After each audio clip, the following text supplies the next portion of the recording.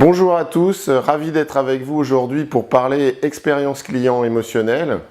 L'expérience client, évidemment, c'est lié au parcours client. Qu'est-ce qu'il fait dans votre magasin, avec votre marque, votre enseigne?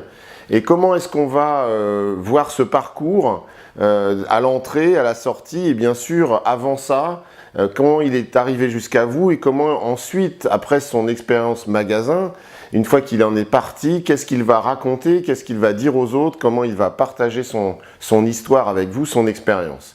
Alors ça, pour moi, c'est de la rencontre au partage. C'est comme ça que j'imagine le parcours client et c'est comme ça qu'on doit travailler, à mon sens, sa relation client et son marketing. C'est se mettre à la place du client et imaginer comment lui voyage avec notre marque, notre enseigne, notre magasin. Et il y a 5 étapes: la rencontre, ensuite l'idée du test, l'idée de j'aime ou je n'aime pas ce test et donc cette expérience qu'il vit avec vous. Et puis derrière ça, il y a l'autre partie qui est l'engagement à travers je me construis une préférence et puis de cette préférence, je vais nourrir mon histoire et partager avec les autres. Et évidemment, on voit bien la place centrale de l'expérience puisque le moment où j'aime cette aventure, ce parcours que je réalise avec votre magasin et votre enseigne, c'est au moment où se cristallise l'expérience réellement. C'est donc bien dans le magasin, c'est en physique, ici pour vous, que l'expérience a lieu. Alors ça pourrait être aussi une expérience digitale bien entendu, mais on va se concentrer sur ça.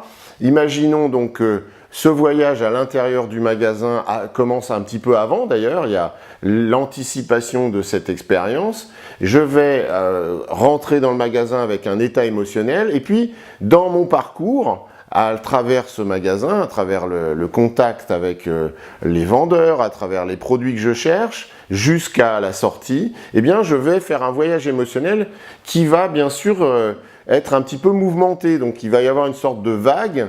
Et mon ressenti émotionnel va fluctuer en fonction, bien sûr, de ce qui se passe. Est-ce que je trouve le produit que je cherchais? Est-ce que je rencontre un personnage sympathique qui me parle?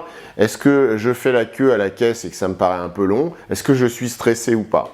Et ce qu'il faut bien comprendre à travers l'idée de l'expérience client, c'est que ce sont ces émotions, en fait, qui vont se cristalliser dans sa mémoire et qui vont lui donner une tonalité finalement émotionnelle.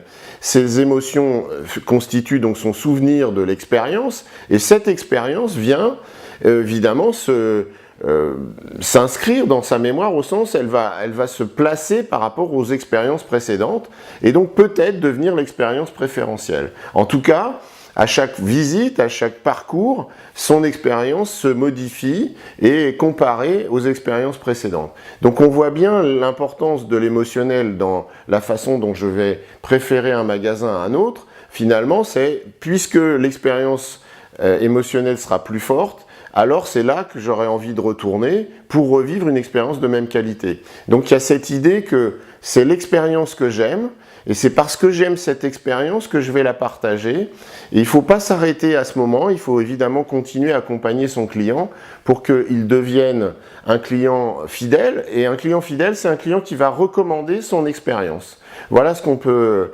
imaginer sur cette première partie qui est comment le parcours client devient un moteur de partage de l'expérience.